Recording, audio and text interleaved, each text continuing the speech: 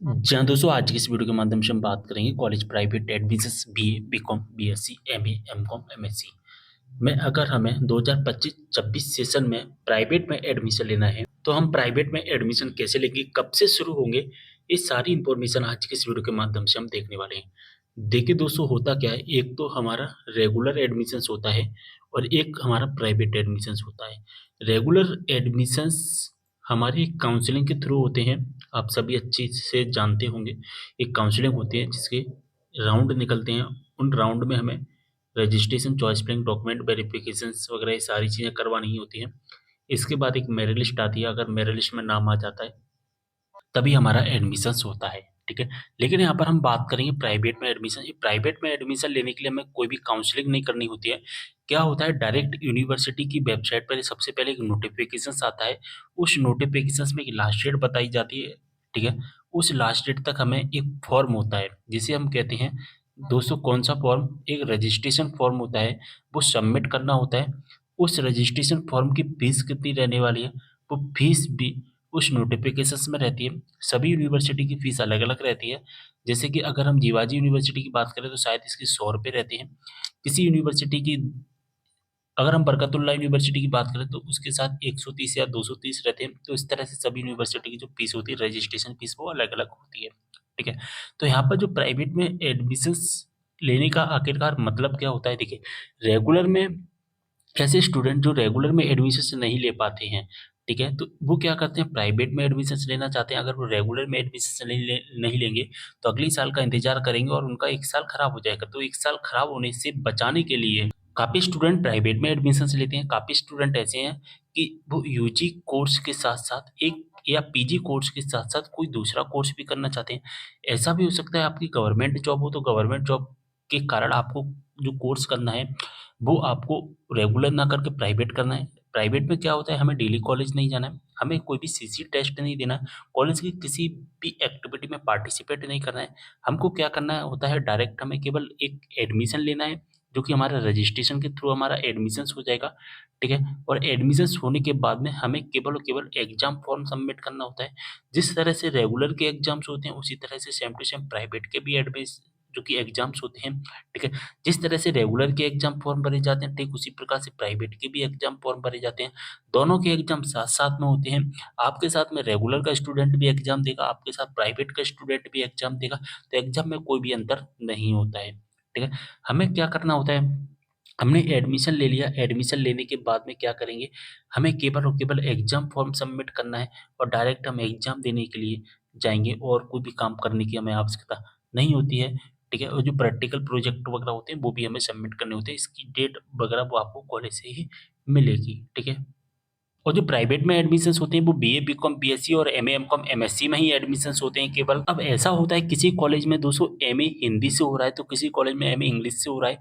ऐसा नहीं होगा कि एक ही कॉलेज में आपको सभी विषय मिल जाएँ।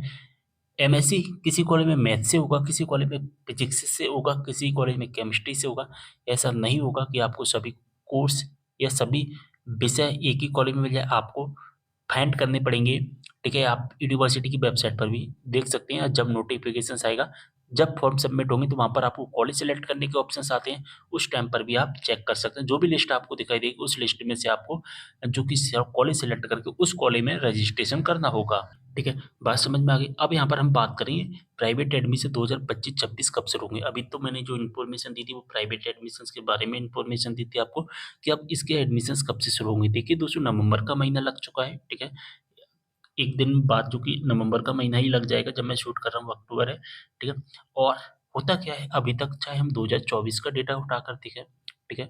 चाहे हम 2023 का डेटा उठाकर देखें, चाहे हम 2022 का डेटा उठाकर देखें, जो सबसे पहले एडमिशन्स स्टार्ट किए जाते हैं, वो एडमिशन्स स्टार्ट करता है जीवाजी यूनिवर्सिटी, ठीक है? सबसे पहले नोटिफ़िकेशंस निकालता है, ठीक है? और इसके जो नोटिफ़िकेशंस हैं, किसी भी यूनिवर्सिटी के यहाँ पर नोटिफ़िकेशंस लगभग नवंबर के महीने में स्टार्ट हो जाते हैं ना, किसी का थोड़ा नवंबर के महीने फर्स्ट वीक में आ जाता है, किसी का नवंबर के महीने के लास्ट वीक में आता है, लेकिन आते नवंबर के महीने में हैं।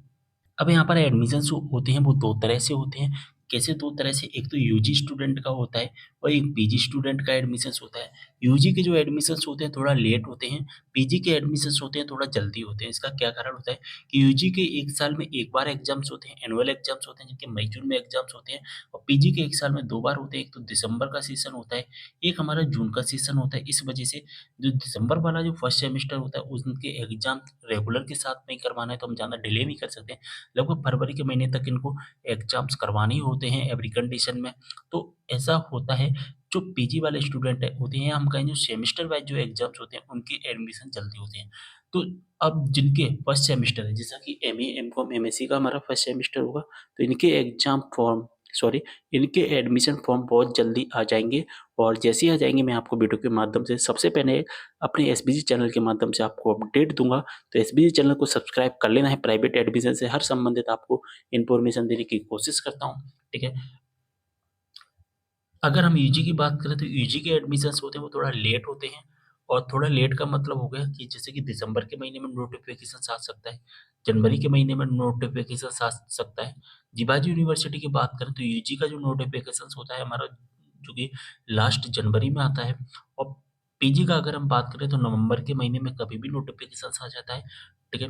तो नोटिफ़िकेशन जैसे ही आएगा, उसके 2 या 3 दिन के बाद, याद रखना दोस्तों कि जब हमारा नोटिफ़िकेशंस आता है, तो नोटिफ़िकेशंस आने के तुरंत बाद ही हमारे फॉर्म सबमिट होना स्टार्ट नहीं होते। इस बात का भी आपको ध्यान रखना है कि जैसे कि मान के चलिए आपका 1 नवंबर को कोई नोटिफ़िकेशंस आया, तो आप 1 नवंबर से ही आप अपना फॉर्म सबमिट करना स्टार्ट नहीं कर पाएँगे। 2 या 3 दिन का टाइम लगता है वेबसाइट को अपडेट करने में, ठीक है? तो जैसे कि 1 नवंबर को हमारा नोटिफ़िकेशंस आया, तो आप ट्राई करना, कोशिश करना 3 नवंबर से फॉर्म सबमिट करने की, यानी कि मैं एक तरह से एग्ज़ाम्पल दे रहा हूँ। 2 या 3 दिन का आप गैप लेना, उसके बाद फॉर्म सबमिट करना, जिससे आपको कोई भी परेशानी नहीं होगी। कि जैसे ही नोटिफ़िकेशंस आता है तो कभी-कभी क्या होता है, कोई ऐसी जो इम्पोर्टेंट चीज़ें होती हैं वो वेबसाइट पर ऐड नहीं हो पाती हैं, फॉर्म में ऐड नहीं हो पाती हैं, या बहुत सारे जो कि बग्स होते हैं उनको 2 या 3 दिन के अंदर फिक्स कर दिया जाता है। तो इस वजह से मैं सभी को सलाह देता हूँ, 2 या 3 दिन का हमें इंतज़ार करना चाहिए फॉर्म फॉर्म जो कि सबमिट करते टाइम। तो एडमिशन फॉर्म कब आएँगे, इसके बारे में मैंने आपको अपडेट दे दी है। अगर आपकी यूनिवर्सिटी की कोई अपडेट आपके पास होती है, या ऐसी यूनिवर्सिटी है और उसका जो नोटिफ़िकेशंस आ जाता है, तो आप व्हाट्सएप ग्रुप में शेयर कर देना उस नोटिफ़िकेशंस को। कभी-कभी क्या होता है कि वीडियो बनाने में थोड़ा टाइम लग जाता है, ठीक है?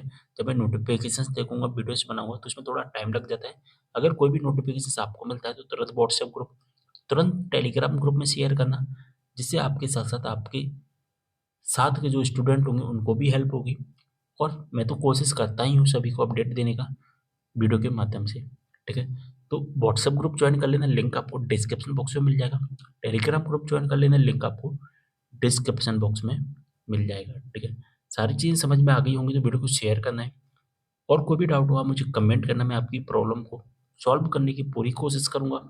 मिलते हैं अगले वीडियो में एक और जानकारी के साथ, तब तक के लिए बाय।